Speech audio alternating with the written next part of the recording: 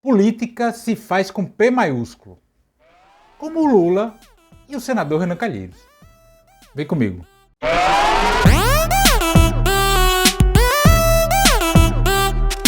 Antes de seguir, gostaria de pedir seu like nesse vídeo e sua inscrição nesse canal. Não vai custar nada para você, é de graça, e você nos ajuda a chegarmos a mais pessoas, especialmente neste ano da eleição mais importante da história do Brasil. Obrigado. Eu gravo esse vídeo na tarde de 30 de julho, no início da tarde de 30 de julho, e fatos que ocorreram essa semana, tanto na eleição presidencial quanto na eleição local aqui em Alagoas para governador, me fizeram refletir sobre a arte do fazer política.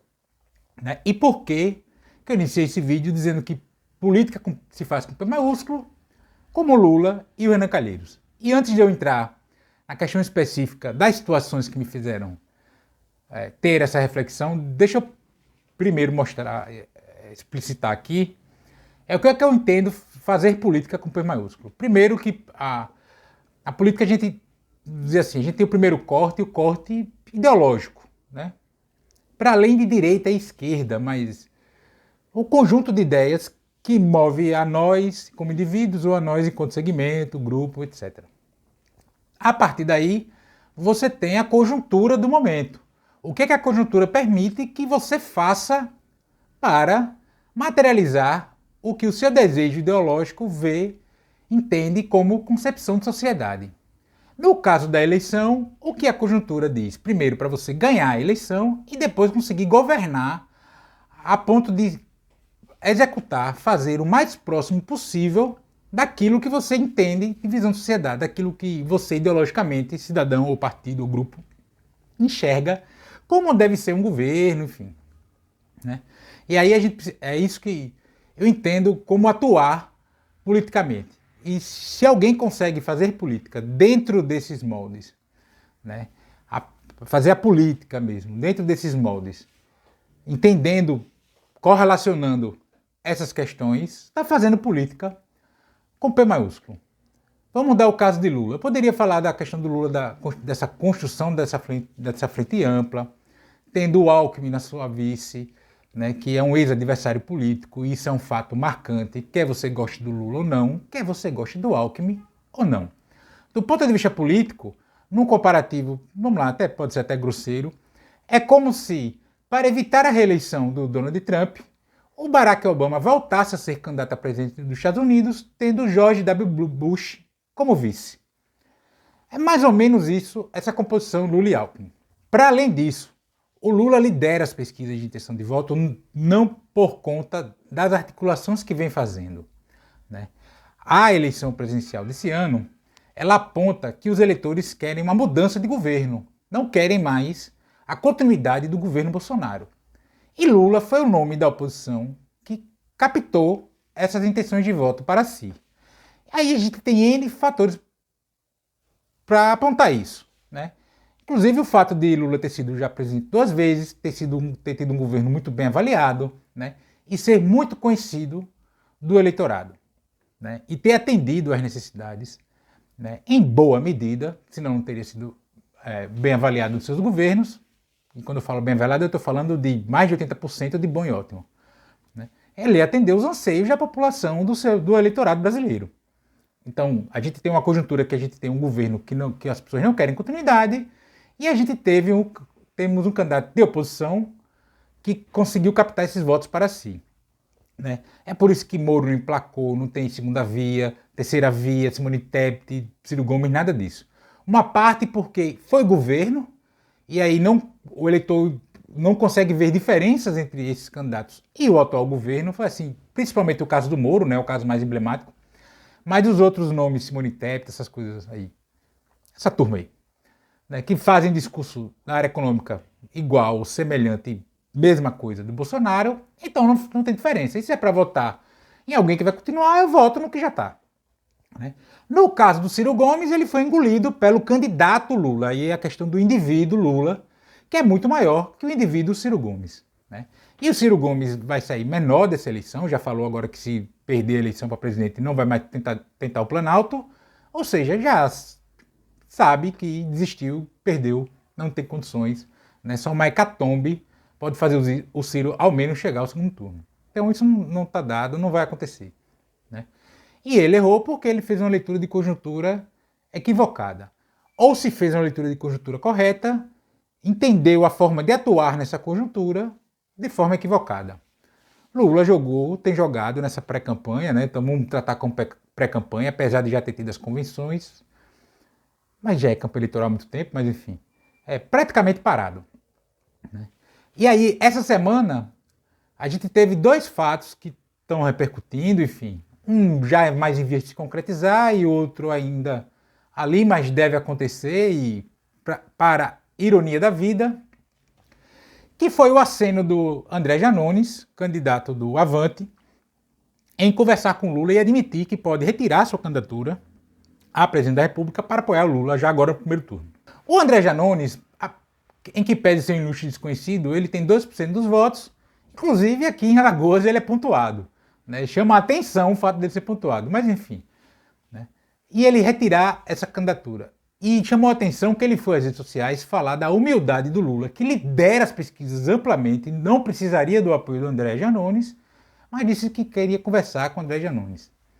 Isso é um ato de quem entende a política, né? De que entende, lê a realidade, a conjuntura e sabe usar os instrumentos que tem para atuar nessa realidade, né? A outra foi a desistência do Luciano Bivar, pré-candidato a presidente da União Brasil, que é o partido que tem mais recursos do fundo eleitoral, e ele dá notícias, mas ele ainda não falou, enquanto eu gravo esse vídeo ele não falou isso abertamente, que pode apoiar Lula já no primeiro turno. A ironia da vida é que o União Brasil é o partido do Marreco de Maringá, o partido do Sérgio Moro, né? Mas por que isso? Veja, ganhar a eleição, o Lula poderia até ganhar a eleição, sendo uma chapa ele e Haddad, ele e Manuela Dávila, ele até poderia, dada a conjuntura geral de que o eleitor brasileiro quer trocar de governo. E que dos nomes da oposição ele é o nome mais conhecido, mais forte, já foi presidente, então ele teria mais capacidade de atrair para si o voto do eleitor insatisfeito com o atual governo Bolsonaro, né? Some-se a isso, a ampliação da chapa dele visa muito mais o pós-eleição, o garantir a governabilidade, do que necessariamente vencer a eleição. Visa já chegar no Congresso Nacional, já ter a sua bancada eleita também em primeiro turno, né? Que é muito melhor você já ter a sua bancada eleita na eleição propriamente dita do que informar depois com o Congresso já eleito e você ter ali que dialogar com pessoas que não votaram em você já durante o pleito eleitoral. Então, essa ampliação do arco da aliança em torno de Lula visa o pós-eleição. Isso também é entender a realidade, que uma coisa é você ganhar a eleição, a outra é você governar. E aí o Bolsonaro ajuda bastante, porque ele só faz atos que se isolam. Como eu falei nesse vídeo aqui, Bolsonaro desistiu há muito tempo de ganhar a eleição e ele fica com esses arroubos golpistas, esses rompantes autoritários, muito mais para manter a sua base mobilizada e tentar ter uma sobrevida pós-eleitoral do que qualquer outra coisa. E em Alagoas? Vejam, em Alagoas, o senador Renan Calheiros se licenciou do mandato para cuidar exclusivamente das articulações em torno da eleição. O filho do senador Renan Calheiros, o ex-governador Renan Filho, é candidato ao Senado, pré-candidato ao Senado, e as pesquisas de intenção de voto para o Senado dão ele com uma ampla vantagem em relação ao segundo colocado, que é o deputado estadual Davi Davino, enfim. Dá muita vantagem. A última que teve aqui foi 57-14, se não me engano, 57-17, enfim. Eu comentei sobre a pesquisa eleitoral nesse vídeo aqui e eu vou voltar um pouco ao tema dele. Mas você assiste esse do I quando acabar aqui. E a última pesquisa que saiu do IBRAP, ela fez um levantamento do seguinte: apresentou o nome dos candidatos a governador com os seus principais apoios. No caso do atual governador Paulo Dantas, foi com Renan Filho e Lula. E Paulo Dantas pontuou em 40%. Os adversários somados atingiram 41%. Ou seja, na margem de erro, tá aqui, isso está em vias de ser primeiro turno. Quando o nome vem só, o Paulo Dantas pontuou com 33% e o Collor, que é o segundo colocado, ali no 27%. Quando o Collor foi associado a Bolsonaro e ao deputado estadual Cabo Bebeto, que é um deputado estadual bolsonarista, aqui de Alagoas, o Collor ficou nos mesmos 27%. Então, a gente já tem aí uma possibilidade real de vitória em primeiro turno. E outros dados explicam isso. A boa avaliação do governo Renan Filho. O Renan Filho deixou o governo do estado em 2 de abril desse ano com pesquisas de avaliação feitas que variavam de 70% a 80% de aprovação. Ou seja, então, é natural que haja no eleitor alagoano o desejo de continuar o governo Renan Filho. O governador Paulo Dantas é o governo da continuidade, é o candidato da continuidade de si, porque ele está na cadeira agora, ele foi eleito pela Assembleia Legislativa, enfim, né, uma eleição indireta, porque o governador Renan Filho está sem vice, ficou sem vice em 2020 e, além disso, ele tem uma boa avaliação do seu próprio governo. Né, o IBRAP, que eu acabei de citar, aponta que cerca de 60% dos alagoanos dão bom e ótimo para o governador Paulo Dantas, e ele tem uma aprovação de governo na média de 68%. Então é natural que haja o desejo de continuidade do eleitor alagoano. Né? Quando o Renan Calheiros atua para ampliar o leque de aliança em torno do Paulo Dantas, ele está buscando, claro, garantir mais isso. Alagoas, por ser um estado pequeno, outras questões podem ter mais poder de influência no voto do que, por exemplo, do que o voto para presidente da República, mas ele busca fortalecer do ponto de vista político, social e político, mais esse arco de alianças em torno da candidatura de Paulo Dantas. Já foi confirmado que o atual vice-prefeito de Maceió, Ronaldo Lessa, será o candidato a vice-governador do Paulo Dantas. Ronaldo Lessa é do PDT, uma liderança histórica da esquerda alagoana, combateu a ditadura militar, enfim, foi prefeito de Maceió, já foi governador de Alagoas por 2 mandatos. Então é uma figura que tem muita liderança política, muita experiência política, um bom quadro, tanto do ponto de vista administrativo quanto da esquerda e da política em geral. Né? Já não tem a força política eleitoral que já teve antes, mas continua sendo um quadro importante. Até então, o Ronaldo Lessa estava no grupo do Rodrigo Cunha. Quando eu digo Rodrigo Cunha, entendo Arthur Lira também. Que tem o Rodrigo Cunha como candidato, porque ele é vice do prefeito de Maceió, o JHC. Quem que pede ser do PSB está no lado de lá, né? Está no grupo do Rodrigo Cunha, do Arthur Lira, etc. Mas na construção da chapa majoritária lá desse grupo, que tem o Rodrigo Cunha como candidato a governador, o Ronaldo Lessa e o PDT, eles foram deixados de lado. Né? E o Ronaldo já havia anunciado a sua intenção de ser candidato ao Senado, até para dar palanque ao Ciro Gomes aqui em Alagoas, enfim, né? E ajudar a fortalecer mais o PDT aqui no estado. Mas o grupo foi deixado de lado. O grupo definiu que o candidato a Senado do grupo da chapa é o deputado estadual Davi Davino, que é do PP de Arthur Lira. Aliás, nessa chapa majoritária, o Arthur Lira tem o candidato ao Senado e a vice de Rodrigo Cunha, que é a Jo Pereira, que está afiliada no PSDB. Então, o PDT ficou a Deus dará e o senador Renan Calheiros iniciou uma conversa, né? O MDB, enfim, o presidente da Assembleia Legislativa também, o deputado estadual Marcelo Vitor, iniciaram uma conversa com o PDT, com o Ronaldo Lessa e fecharam com o PDT e o Ronaldo Lessa será o candidato a vice de Paulo Dantas. E isso é fazer política com P maiúsculo. Há uma conjuntura aqui que é favorável à eleição aqui do Paulo Dantas, pela questão que eu acabei de colocar, em que pese outros nomes que disputam terem força política, terem dinheiro, bala na agulha, mídia. A conjuntura, nesse momento que eu gravo esse vídeo, é muito favorável ao Paulo Dantas, e arrisco a dizer que se a eleição fosse hoje, ele venceria em primeiro turno, mas a gente tem que se pensa também no pós-eleição. Quanto mais gente estiver aqui conosco, menos gente está contra nós. Isso é fazer política com P maiúsculo, entender a realidade que a gente tem e entender que armas, que peças nós temos para atuar dentro dessa realidade. Veja, o Lula, no caso nacional, o Lula não tem a caneta presidencial, ele não é presidente da República, mas ele lidera as intenções de voto há 1 ano. Então ele vira atração, polo de atração para si, porque ele está na iminência de voltar a ser presidente da República. Então até facilita esse contato, essa construção de alianças. No caso local, a gente tem essa conjuntura. O Paulo Dantas saiu de um deputado relativamente desconhecido, veio crescendo nas pesquisas. A partir da sua eleição como governador, na eleição direta como governador, ele começou a ter mais mídia ainda. A oposição fez o favor de dar mídia a ele antes da eleição na Assembleia e vinculá-lo ao nome de Renan Filho. Ou seja, vincular o cara a um governador extremamente bem avaliado, um ex-governador extremamente bem avaliado, fizeram esse favor, né? E ele vem crescendo, crescendo, crescendo. E a última do IBRAP, que na pergunta direta só com o candidato apontou ele 5 pontos à frente do Collor, Quando cola a imagem dele com Lula e Renan Filho, ele vai de 33 para 40. O Rodrigo Cunha e o ex-prefeito Rui Palmeira, eles caem quando tem suas lideranças vinculadas, né?